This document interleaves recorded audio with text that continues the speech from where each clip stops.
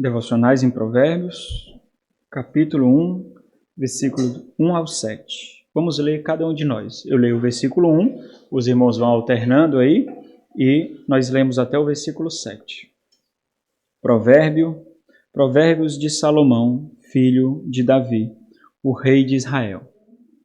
O livro de Provérbios, irmãos, é muito conhecido, não é? Embora ele seja, o livro aqui já inicia atribuindo quem é o seu autor, mas nós vemos aqui provérbios de outros autores. O capítulo 30 já começa dizendo Agur, tem provérbio aí. O capítulo 31, Lemuel, também começa dizendo que ele tem provérbios lá. Os sábios do tempo do rei Ezequias também tem provérbios aqui, mas aquele que detém o maior número de provérbios aqui é Salomão, por isso.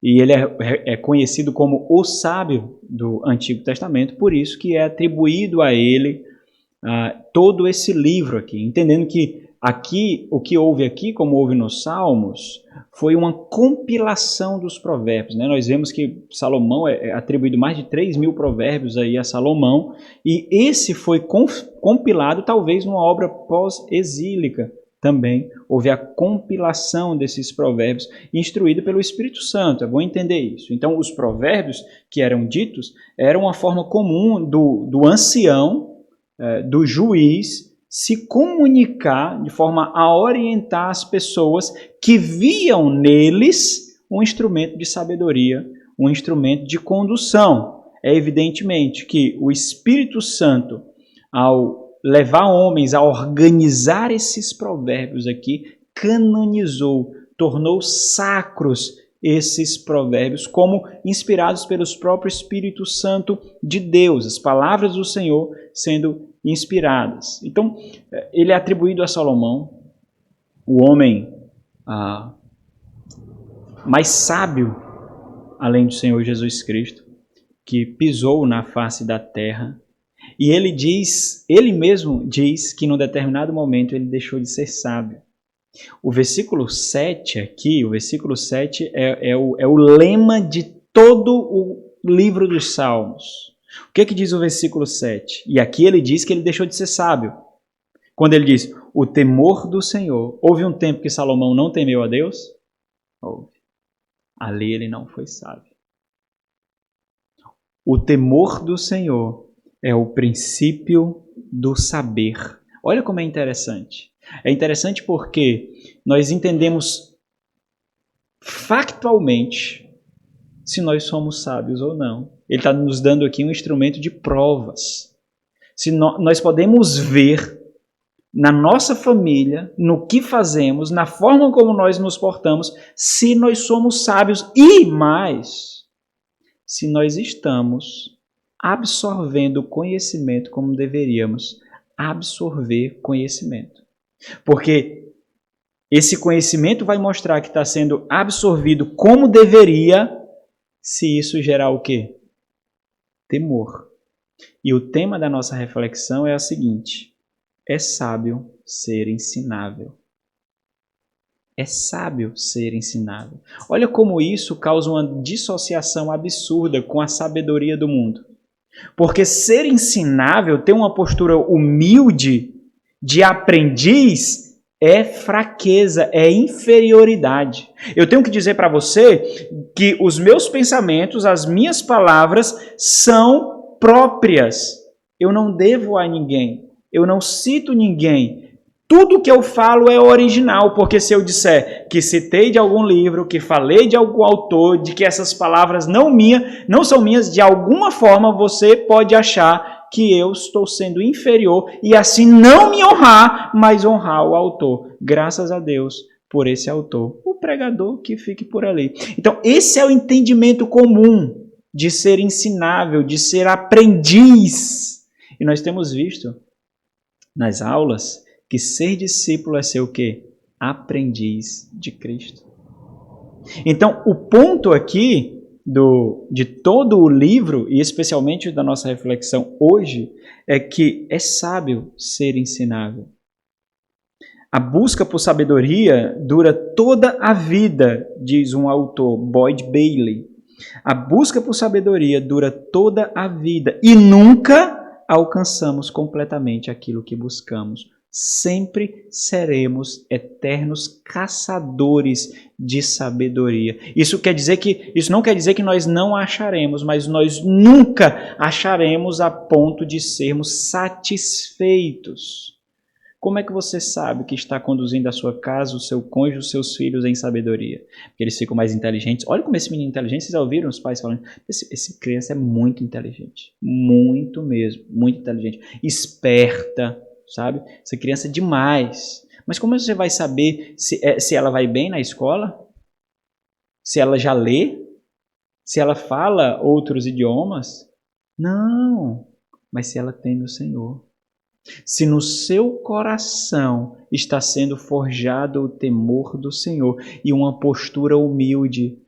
Então, quando essa criança se depara à luz de outras crianças e ela é mais esperta, ela é mais desenvolvida, como é que você vai saber se ela realmente é sábia?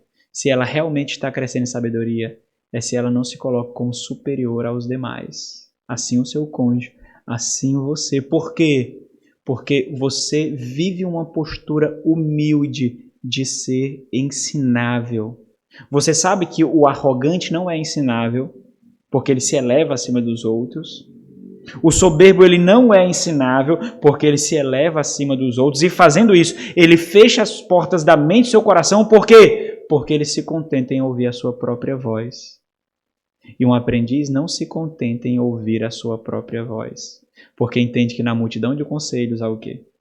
Sabedoria. E que ele sabe que o seu mestre fala pela boca de outros.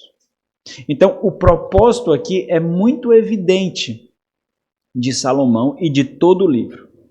É por isso que vocês veem uma cadeia de para. Está mostrando a finalidade do livro e de cada provérbio. Ele diz, né? Esse livro, esses provérbios são para quê?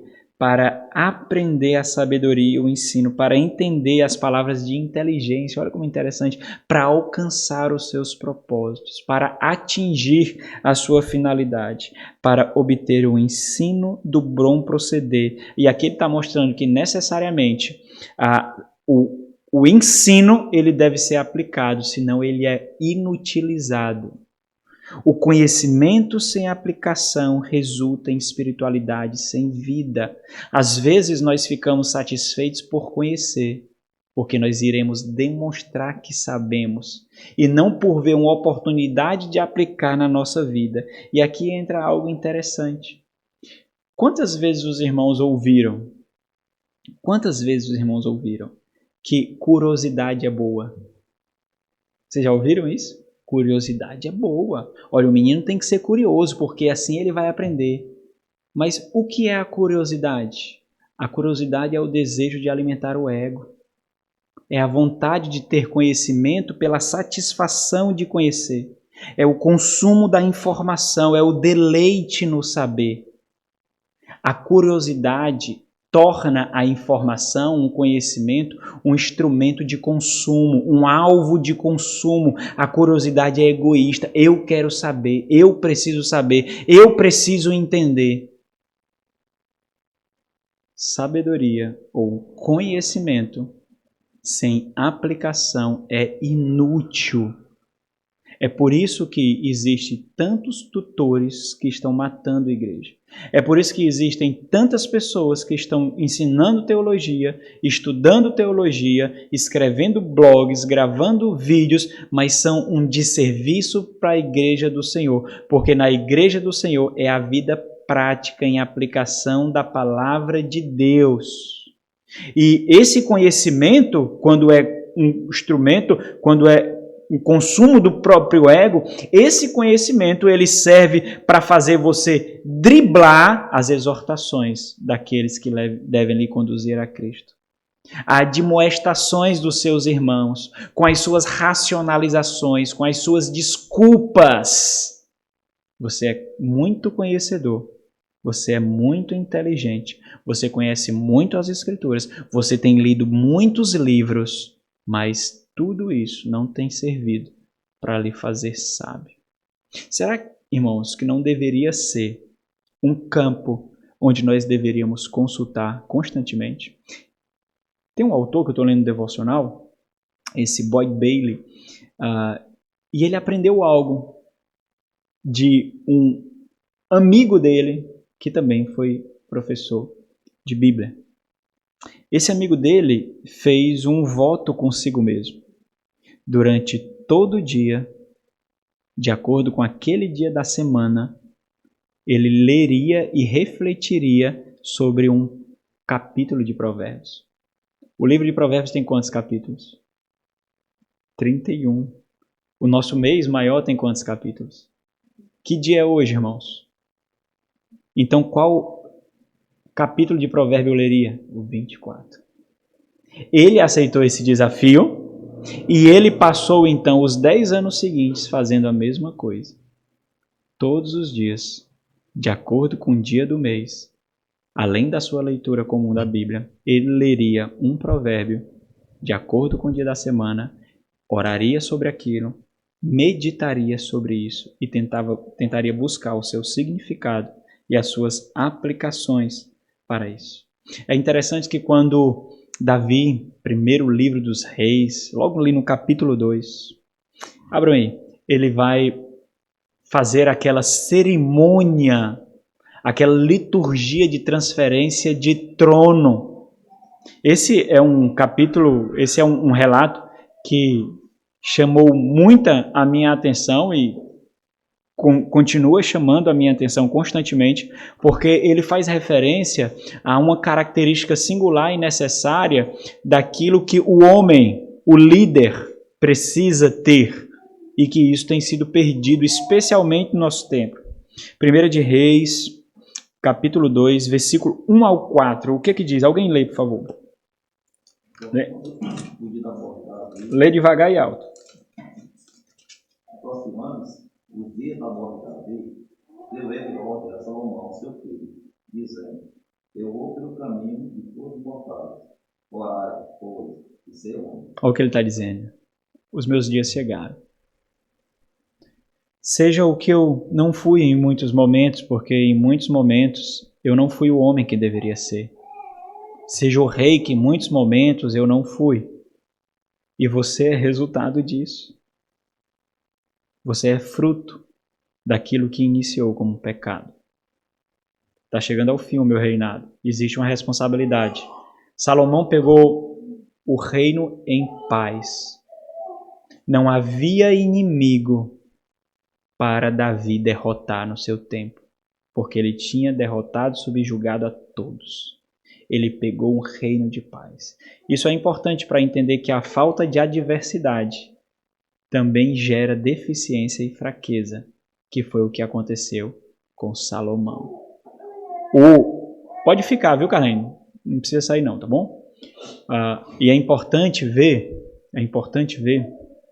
que aquele que enfrentou tanta diversidade, Davi, e aquele que não foi sábio como o filho foi, manteve e unificou o reino e glorificou a Deus como Salomão não fez.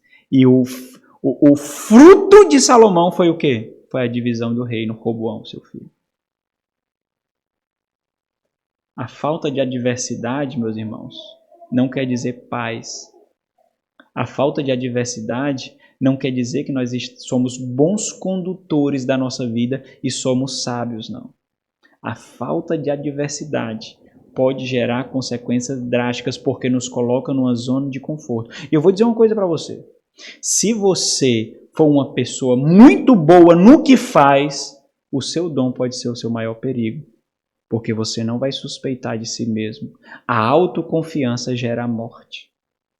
Eu não sei se vocês prestam atenção nisso, mas eu falo isso muitas vezes aqui. Eu não sou inteligente, não sou um cara sábio, mas uma coisa eu sou, muito esforçado. Sou mesmo. Eu não era o melhor da minha turma, embora tivesse saído bem em alguns momentos. Eu não era o melhor da classe. Eu não era a primeira escolha para pastorear essa igreja, mas uma coisa eu sempre fui. muito esforçado, porque conhecia as minhas deficiências, fraquezas e falhas. E eu não sei se vocês prestam atenção, mas eu não falo isso para exaltação.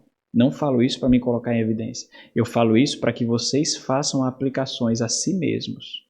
E aqueles que tinham dons extraordinários de conhecimento e de ensino, aqueles que eram cabeções, nenhum está no ministério hoje. E na sua biografia existe rachaduras, porque confiaram demais em si mesmos, porque os seus dons foram as suas maiores armadilhas, e isso não os fez ver a deficiência do seu caráter, da sua sabedoria. Talvez Salomão tenha errado nesse ponto. Aclamado, pessoas viajavam das extremidades da terra para conhecer as histórias, para conhecer o personagem daquelas histórias que ganhavam os continentes. Foi isso que aconteceu com a rainha. E talvez isso o fez baixar as guardas, confiando em si mesmo. Então, cuidado quando você vê o seu filho se gabando demais. Cuidado quando você vê o seu filho se exaltando sobre os demais. Muito cuidado, porque ele está construindo um muro. E se ele levantar muito esse muro, ele não vai conseguir ver o seu coração, as suas deficiências e a sua estutícia. Vou dar um conselho para as mulheres. Um conselho que eu ouvi na Conferência Fiel. Não fiquem surpresas demais com os seus esposos. Não se surpreenda facilmente com seus esposos. Ai, como ele foi sábio, meu Deus. Ah, como ele está piedoso, meu Deus. Não faça isso. Porque existe um local no coração dele que vai abraçar isso. E Deus não está lá. O porteiro desse local é o pecado e a carne. Não surpreenda com facilidade com o seu cônjuge, porque senão você vai construir uma bolha na qual ele vai reinar. Ele é o rei e ele não vai, por ser tão sábio, desejar ouvir outras vozes. Ele vai se contentar com o próprio tom da sua voz. Provérbios capítulo 1. Para quê? Versículo 4. Para dar aos simples prudência. O que é simples aqui, irmãos? É o que é pobre? O que é simples aqui? É aquele que não tem a instrução necessária para resistir à persuasão. É aquele que é facilmente influenciado, mas que há ainda a possibilidade de mudança. É por isso que Salomão está escrevendo aqui com essa finalidade. Então, esses provérbios servem para dar solidez, maturidade, sabedoria, estrutura, para que, quando necessário, seja resistida a persuasão, a influência seja resistida. E aqui é interessante porque existe um paralelismo aqui. O texto hebraico tem essa característica de ser construído em vários níveis de paralelismo. No paralelismo sinônimo, o que é que acontece? As duas sentenças falam, digamos, a mesma coisa, mas a segunda sempre acrescenta um aspecto do que foi dito na primeira. Quem é o símplice da prudência aqui, nesse versículo? O jovem. O jovem é muito facilmente persuadido. A mente do jovem, por causa da pouca idade, da pouca vivência, não tem naturalmente as estruturas necessárias para resistir à persuasão. Não tem. Por isso que os pais precisam protegerem. Cuidado com os celulares, cuidado com o que assiste, cuidado com as amizades. Você pode dizer sim, essa amizade não. Esse filme não. Esse desenho não. Essa hora não. Por quê? Porque ele é muito facilmente influenciado. E eu vou dizer para vocês algo que vocês já sabem. Satanás sabe disso. Sabe por quê? Porque ele está ao derredor do seu filho também. De vocês, jovens, também. Por isso que jovem não serve para aconselhar jovem. Porque senão só vai levar a mais tolice. Não se engane. Capacidade de conhecimento teológico, com intimidade com Deus e sabedoria, Não confunda isso. Satanás foi um grande teólogo. Em Mateus capítulo 4, e não sei qual é o paralelo em Marcos, capítulo 3, né, Jorge? No deserto? Ou é 2? 1? Pronto. Satanás debate a escritura com Jesus. Um grande teólogo. Liberal. Um grande teólogo. Liberal. Mas conhecia teologia. Então não confunda as recitações dos seus filhos, os discursos doutrinários dos seus filhos, do seu cônjuge. Faça-o entender que se a prática não reforçar as suas palavras, é inútil, é vão, é vento. Ouça o sábio, e ser sábio é ser ensinável. Por que ele ouve? Porque ele ouve? Porque ele é ensinável, por isso que ele ouve. O arrogante não ouve. O arrogante, quando é instruído, não sei se você já conversou com pessoas assim, mas eu conversei demais com pessoas assim. Muito. Quando nós estamos conversando, aí inicia-se uma competição implícita de conhecimento. Se você fala alguma coisa, então a outra pessoa, ela não concorda e desenvolve o que ele falou. Ela desenvolve outro argumento para tentar ser ainda mais profundo, ainda mais impactante, para dizer que sabe mais. Eu já conversei demais. Em alguns momentos, muitos, eu fui o estúpido, o tolo, o ignorante e o imaturo. Em muitos momentos. Eu entendi essa característica. O que é que isso mostra? Que ali não há alguém ensinável, não há uma pessoa sábia e que ele não escuta outros tons de voz. Não importa o quanto você fala. Enquanto você está falando, ele está forjando no coração uma desculpa, uma racionalização ou um argumento mais profundo para mostrar que você não é o único sábio, você não é o único conhecedor, você não é o único entendedor da teologia ou da Bíblia ou da vida. E aí ele argumenta algo que não está concordando com você, que não desenvolve seu pensamento, ele inicia outra tonalidade de conversa. Esse não é o sábio. Conhecedor. Burro, porque inteligente não é burro, mas tem um pouquinho de inteligência. Mas sábio, ele não é. Ouça o sábio ouvirá naturalmente, o sábio ouvirá. Ouça o sábio e cresça em prudência. Prudência aqui é a forma prática, ética de viver segundo o temor do Senhor, segundo aquilo que agrada a Deus. Para entender provérbios, e o instruído adquire habilidade. Para entender provérbios e parábolas, as palavras e enigmas dos sábios. E aí vem o moto aqui, o mote, o grande lema de todo o livro dos Salmos. Qual é o grande lema que ecoa constantemente? Versículo 7. Ele está solto aqui, embora esteja próximo, mas ele está solto porque ele se encaixa em todo o livro. O temor do Senhor é o princípio da sabedoria. E o que é temor do Senhor, irmãos? Quem é que se lembra?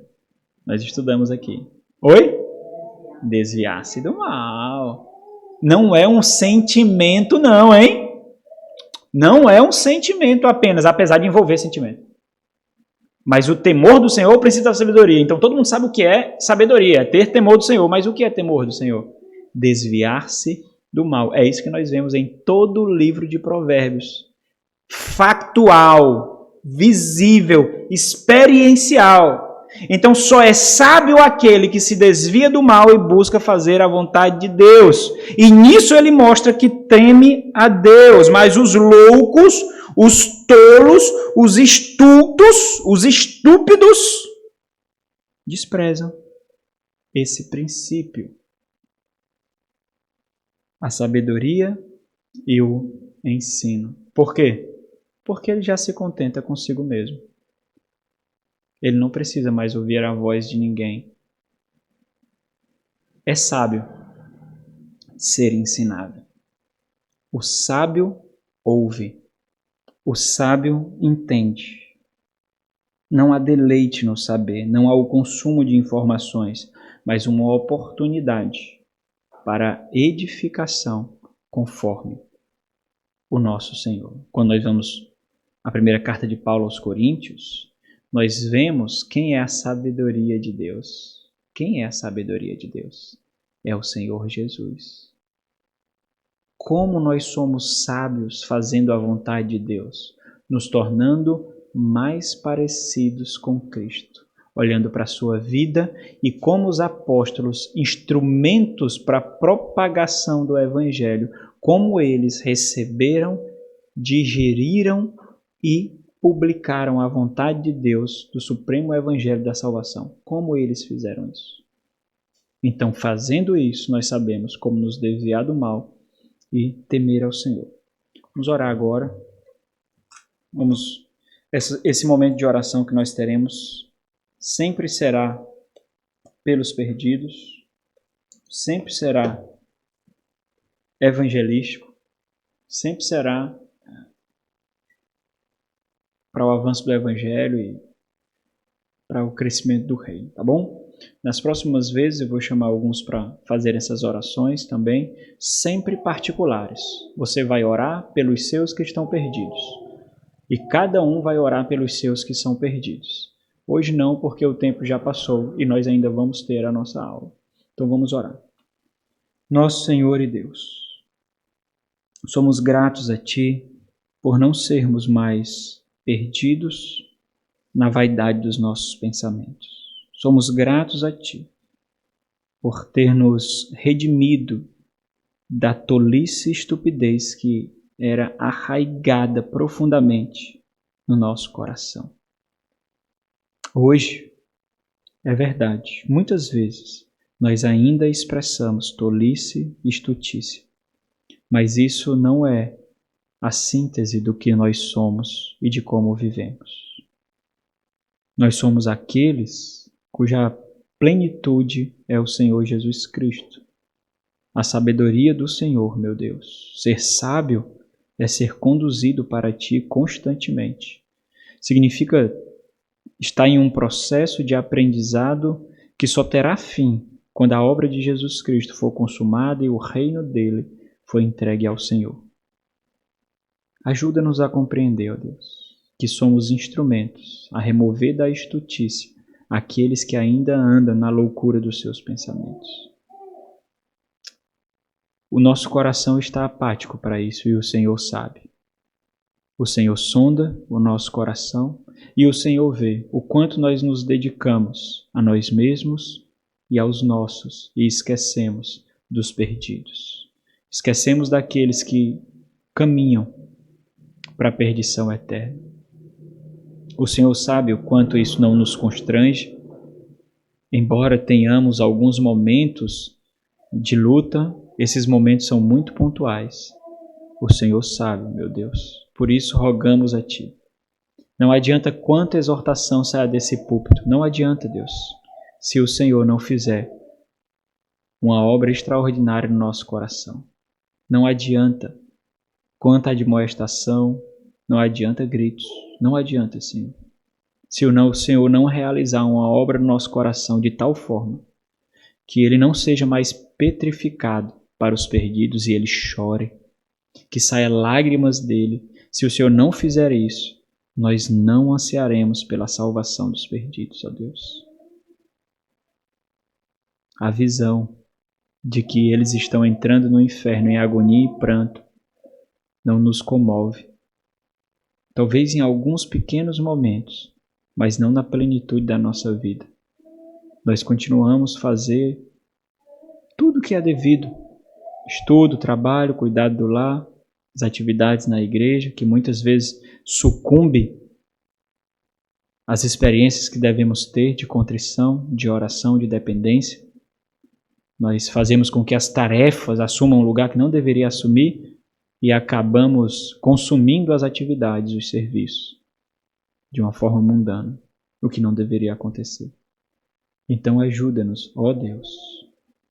Faz-nos instrumentos de graça, em nome de Jesus. Amém.